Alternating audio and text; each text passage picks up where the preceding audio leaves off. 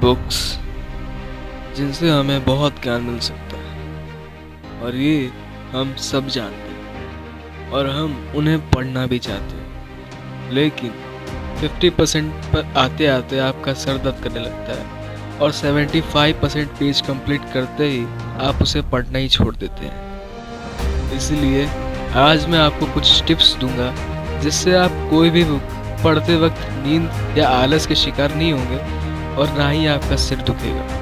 तो चलो शुरू करते हैं। Number 1, inspiration.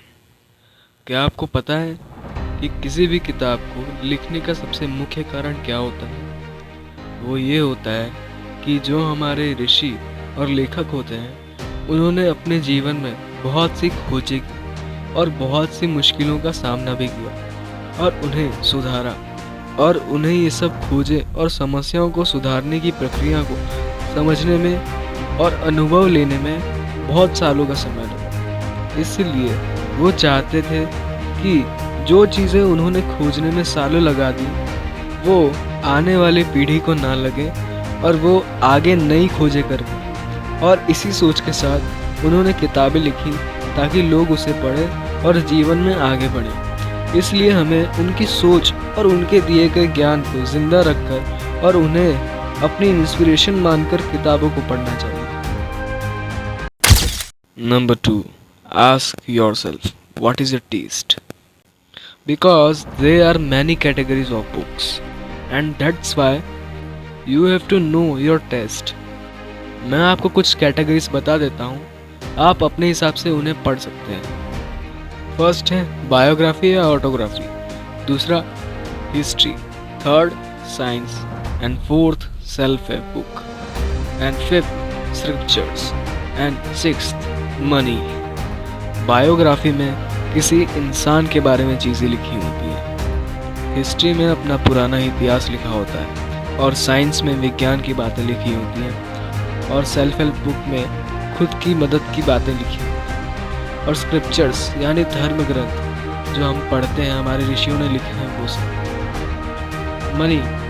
मनी में हमारा पैसों से रिलेटेड या फाइनेंस की बातें होती हैं। उम्मीद है आप सारे कैटेगरीज को अब समझ गए होंगे और अपने हिसाब से बुक की कैटेगरी समझने में समर्थ हैं। तो अब अगले टिप पे चलते हैं।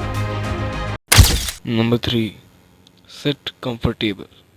जब तक आप कंफर्टेबल जगह या कंफर्टेबल वातावरण में ना हो तब तक आप कंफर्टेबल कैसे पढ़ सकते हैं। इसलिए किसी भी शांत जगह या बिस्तर लगाकर पढ़ें और बुक को अपनी आंखों से थोड़ा सा नीचे रखकर और हाथ में पकड़कर ही पढ़ें, ताकि आपको ऐसा लगे कि आप कोई किताब पढ़ रहे हो और आप उस किताब से खुद को जुड़ा महसूस करें। और अगर वातावरण अशांत रहता है तो आप YouTube पर किसी भी किताब की ऑडियो बुक कान में ईयरफोन्स लगाकर सुन सकते हैं।